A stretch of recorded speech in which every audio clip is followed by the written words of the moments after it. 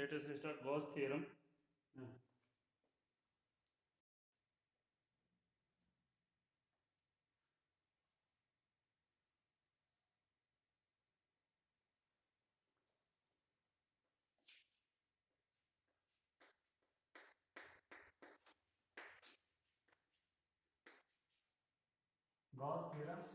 Gauss theorem क्या कहता है, इसको जरा अच्छे से समझो, ठीक है ना। Gauss theorem states that, let us suppose any closed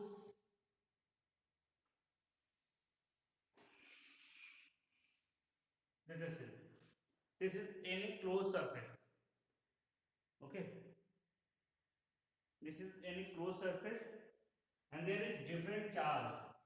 This is let us say this is q1, this is q2, this is q3 inside this uh, closed surface, and let us say there is q4 and here is q5, like that.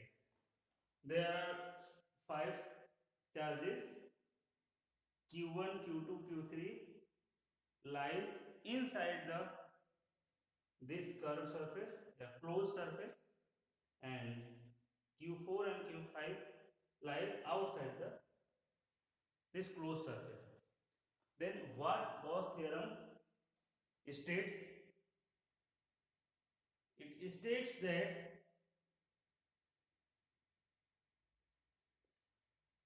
uh, it states that for any closed surface,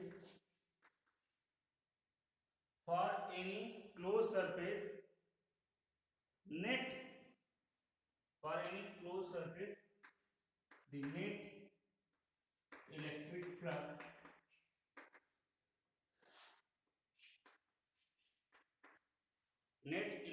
flux linked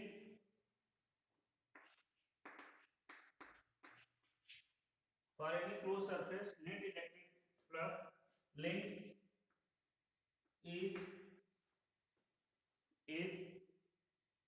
1 upon epsilon 1 upon epsilon naught अगर हम लिखेंगे तो this is for free space available 1 upon epsilon naught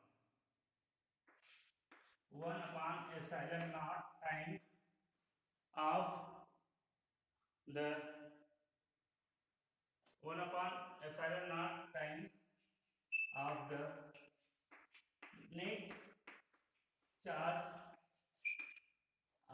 net charge lies inside the surface. Net charge as it is written inside the closed surface. एक बार देखो, ध्यान दो, for any close surface net electric flux link is epsilon naught times of the net charge है total charge, total charge, net charge inside the closed surface, and this closed surface is called Gaussian surface, okay, and this closed surface is called Gaussian surface. Then according to this Gauss theorem, that means there is 3 charge lies inside the Gaussian surface, closed surface. So the total flux linked with this closed surface will be, this is, we know that electric flux phi, electric flux phi net in net flux, that is total flux linked with this closed surface.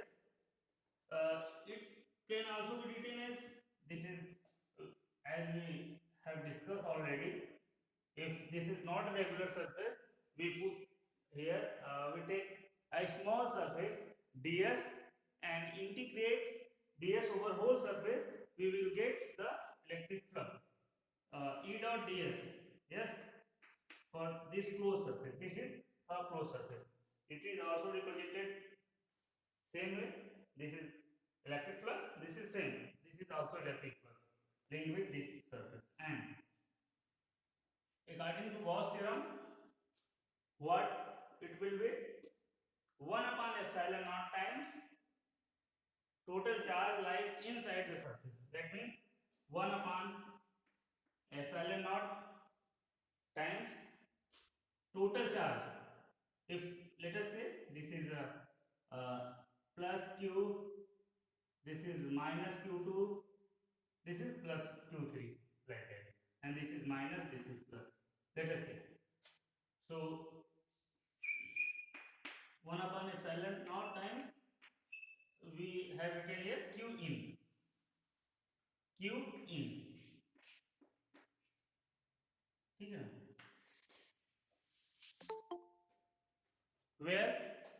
where q in is where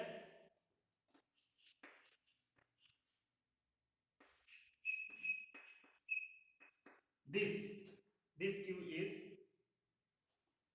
total charge lies inside the surface. This is net charge. This will be q1 plus q1 minus q2 plus q3. We are not taking q4 and q5 because these charges are lying outside the surface. Okay, so q in will be q1 plus q2 plus q3. This is Gauss theorem. Gauss theorem statement. I think clear. And you can also say that closed surface, about closed surface, the closed surface is also known as Gaussian surface. Gaussian surface. Okay, this closed surface is also known as Gaussian surface. Is it clear or not? Gauss theorem का छोटा सा मतलब एक statement था जिसको हम simple way में एकदम आपको समझाना चाहें. बताइए, क्या मैं समझा पाया? ओके, ठीक है.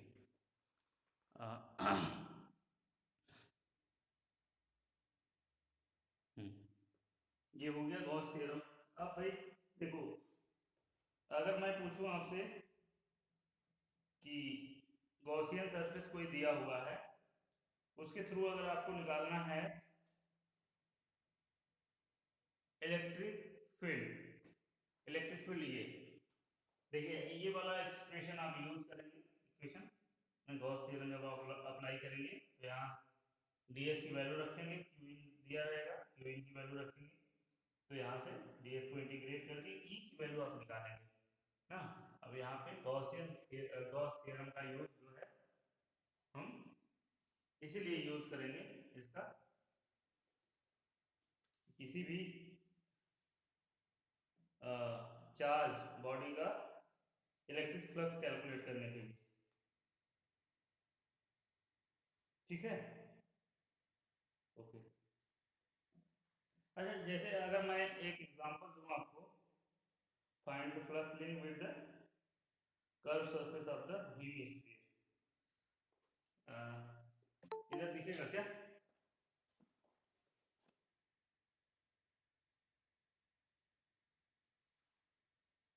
हाँ, उधर दिखेगा, ठीक है. देखो, जैसे अगर मैं इधर लिखूं आपको कि मान लीजिए कि ये इलेक्ट्रिक,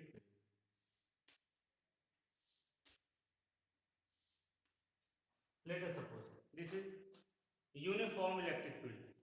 ठीक है ना, ये हमें मान लिया कि यूनिफॉर्म इलेक्ट्रिक फील्ड है और इसमें कोई हेमिस्फीयर रखा हुआ है.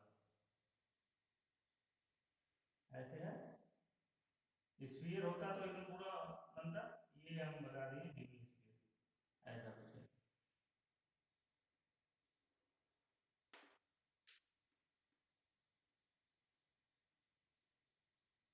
Let us suppose this is hemisphere surface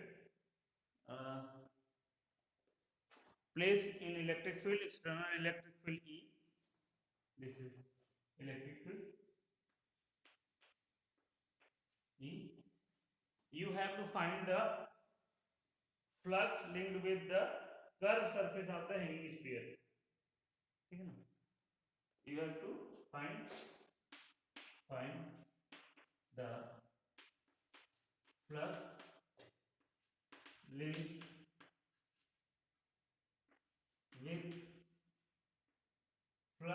with hemisphere.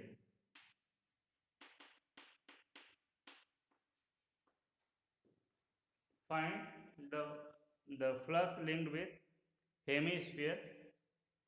तो बताओ भाई कैसे आप फाइंड करोगे? यहाँ पे अगर पूछे आपसे, ठीक है ना, ये हेमिस्फीयर हो गया, इसको ऐसे भी बना सकते हो आप, अगर और अच्छा लुक लेना है तो इसको ऐसे बना दो।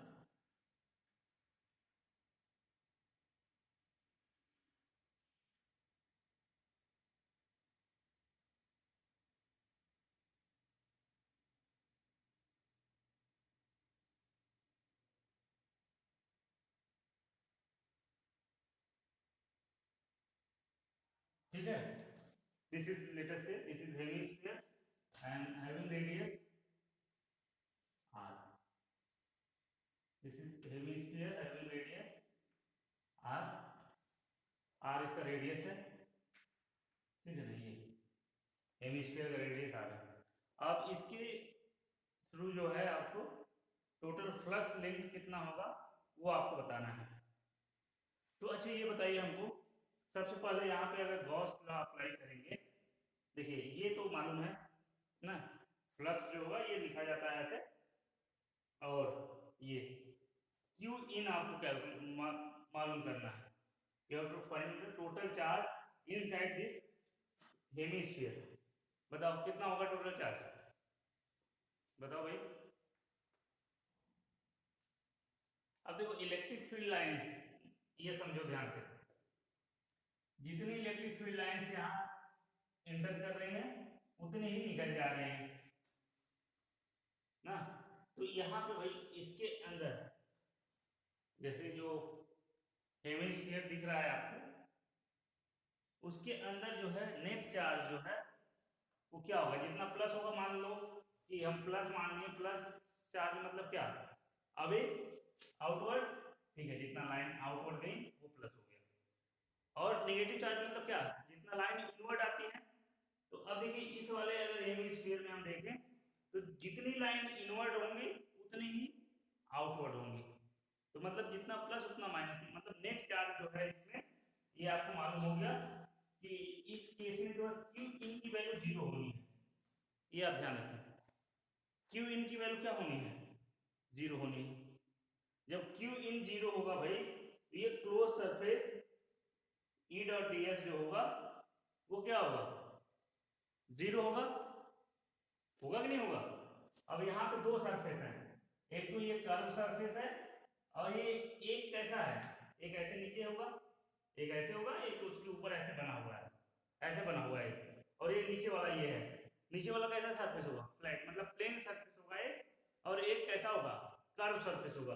तो फ्लक्स जो होगा, टोटल फ्लक्स जो होगा दोनों की वजह से होगा, तो दोनों की वजह से फ्लक्स हमने बता दिया कि यहाँ पे लेट अस से this is phi c, this is flux due to curved surface, plus phi p, ये phi p is flux linked with the plane surface या flat surface, this will be 1 minus epsilon naught times 0, that means it will be 0, clear, ये क्या होगा। और देखो इसके बाद phi c will be minus 5p flat surface. अब बताओ हमको जरा, ये कर्व सरफेस की वजह से निकालना है आपको। Find the flux link with the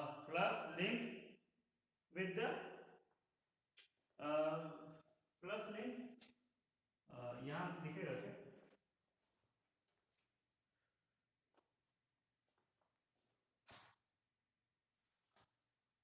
flux link with the curve surface of hemisphere. Let us say this is let us suppose this is your question. Find the flux link with the curved surface of the hemisphere. ये hemisphere हो गया जिसके पास दो surface है, एक curve surface है, एक flat surface है, प्लेन सरफेस है। तो आपको इलेक्ट्रिक फ्लक्स निकालना है किसकी वजह से? कर्व सरफेस की वजह से, ठीक है ना। तो total electric flux linked with this hemisphere will be 0. There is two surface, one is plane surface, one is other is curved surface. So total flux linked with this hemisphere will be flux linked with curved surface plus flux linked with plane surface is equal to 0, and flux linked with curved surface will be equal to minus flux linked with plane surface. And you have to find the flux linked with the plane surface, this surface, plane surface की वजह से flux क्या होगा बताओ जल्दी हमको। जैसे भाई देखो, मान लो ऐसे है, ये सरफेस है, ठीक है, इलेक्ट्रिक फील्ड लाइन ऐसी है, ऐसी इलेक्ट्रिक फील्ड लाइन ऐसे ऐसे, इससे क्रॉस नहीं कर रही है।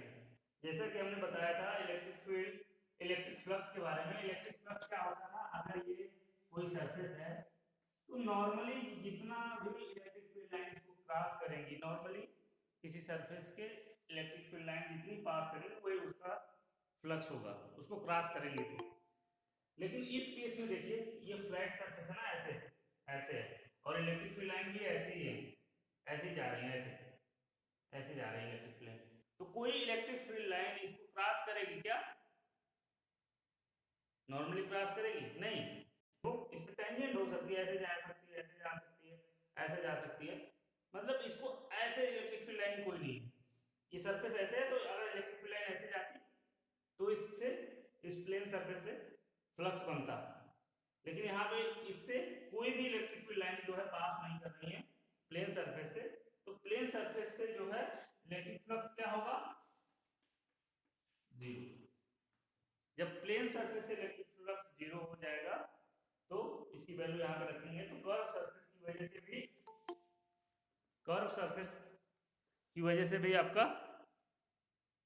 इसका इलेक्ट्रिक फ्लक्स 0 ही आएगा। आई थिंक क्लियर हुआ होगा, ठीक है। ये कौन है भाई? मिशोनोपी, ये कौन सी टाइमिंग है बेटा क्लास में आने की?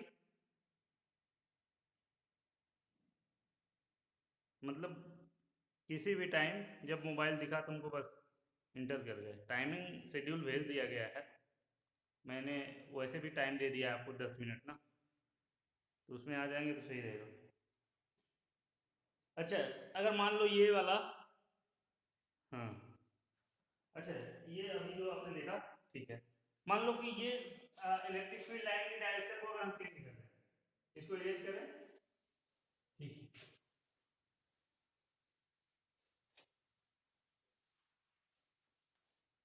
मान लो ये आपका हेमिस्फीयर वही है,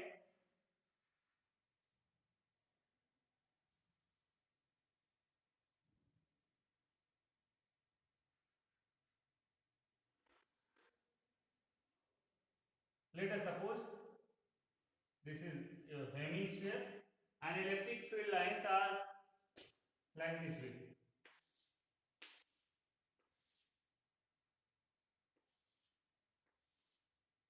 These are the electric field lines. Uniform electric field line है, तो आप ऐसे बनाएंगे ताकि लगे uniform.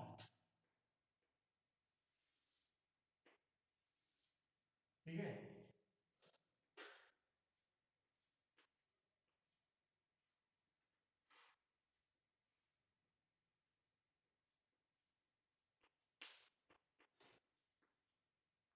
let us suppose this is radius of this hemisphere, ये हेमिस्फीयर का रेडियस हो गया। अब बताओ हमको सेम वही क्वेश्चन है आपका, this is same question for here, then what it will be, बताओ जल्दी बताओ भाई।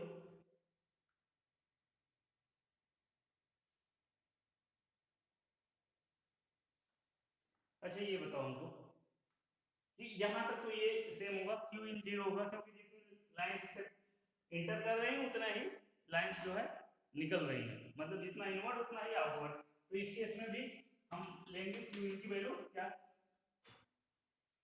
क्यू इन की वैल्यू जीरो लेंगे, क्लियर है। अब देखो यहाँ तक सेम होगा, five C plus five C will be zero, ठीक है, यहाँ तक सेम होगा, and then five C will be minus five P, flux due to plane surface. ठीक है, अब इस केस में हमको बताओ, इस केस में जो है प्लेन सरफेस ऐसी थी, कोई भी इलेक्ट्रिक फील्ड लाइन इस प्लेन सरफेस से पास नहीं कर रही थी, लेकिन इस केस में क्या है, क्या है भाई, कि इलेक्ट्रिक फील्ड लाइंस जो है इस प्लेन सरफेस से ऐसे पास कर रही हैं, देखो पास कर रही नहीं, ऐसे होगा प्लेन सरफेस, और इसे इलेक्ट्रिक फील्ड लाइन ऐसे ऐसे पास कर रहे हैं, पास कर रहे हैं मतलब इस प्लेन सरफेस की वजह से इलेक्ट्रिक फ्लक्स होगा, बनेगा। और कितना होगा देखो, कैसे आप कैलकुलेट करोगे, ये अभी फॉर्मूला था ना, phi is equal to E dot D S ना, तो phi C will be minus, minus हम लिख रहे हैं यहाँ पे, अब इसको थोड़ा सा हम फाई पी की वैल्यू हम देखो, since you know that phi is equal to E dot D S, ये जानते हैं ना, ये तो सबको मालूम है। अब ये ऐसे लगा दिया तो मतलब क्लोज सरफेस के लिए, क्लोज सरफेस के लिए मतलब यहाँ पे पी लिखा है, ये प्लेन वाले सरफेस के लिए। तो देखो electric field uniform electric field है, इलेक्ट्रिक फील्ड वेरिएबल नहीं है, यूनिफॉर्म है, यूनिफॉर्म इलेक्ट्रिक फील्ड है, तो इसको हमने लिख दिया ई, ठीक है ना। या फिर भाई मैं ऐसे कर दूं, ये देखो, ठीक है, मैं वही लिख दे रहा हूं, close surface E dot D S,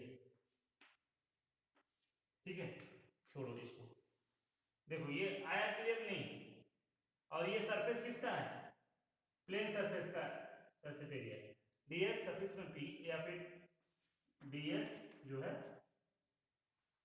ठीक है कोई बात नहीं, हम एक लाइन और बढ़ा दे रहे हैं, five C equal to minus, देखो यहाँ पे ये वेरिएबल है क्या, इलेक्ट्रिक फील्ड नहीं, कांस्टेंट है ना, यूनिफॉर्म इलेक्ट्रिक फील्ड है, तो इलेक्ट्रिक फील्ड को हमने बाहर ले लिया, या फिर ऐसे कर दो, पहले एक second, E A dot B, A B vector A dot vector B is equal to A B cos theta, E dot D S, E D S cos theta, E और डी एस के बीच angle निकालो जरा, D S मतलब क्या, ये देखो भाई, ऐसे देखो, ये प्लेन सरफेस हो गया, इलेक्ट्रिक फील्ड ऊपर की तरफ, ये सरफेस हो गया, इस सरफेस का सरफेस एरिया किधर होगा, नॉर्मल होता है ना, इधर होगा, नीचे की तरफ देखो ऐसे, ये होगा एरिया वेक्टर का, प्लेन का एरिया वेक्टर का डायरेक्शन नीचे की तरफ,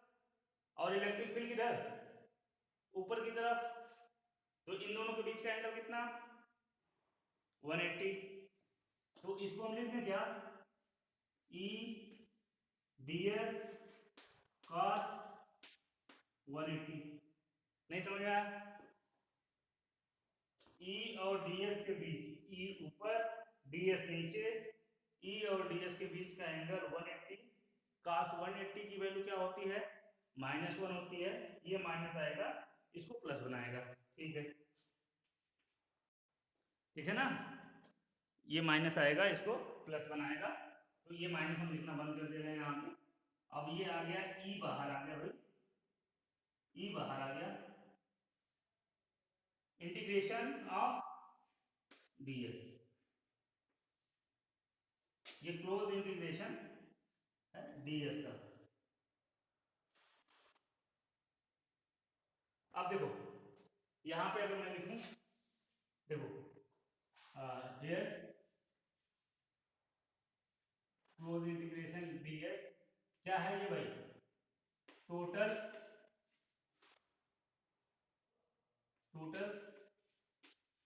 सरफेस एरिया ऑफ प्लेन या फ्लैट ना, plane surface,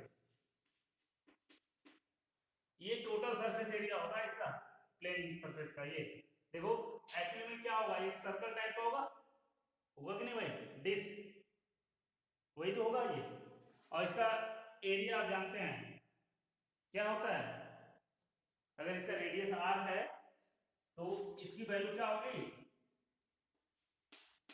total surface area होगा पाई r स्क्वायर, होगा कि नहीं होगा, होगा ना भाई, ऐसे ds का इंटीग्रेट मतलब total surface area of this plane surface is circular disc, so the area will be pi r square, you have to put here, then the flux linked with curved surface will be e into integration close integration ds की value क्या है, पाई r square. ये देखो आ गई क्या, तो इस तरीके से आप देखो कैलकुलेट कर लिए, थोड़ा सा एप्लीकेशन उसका यूज करके गॉस थ्योरम का।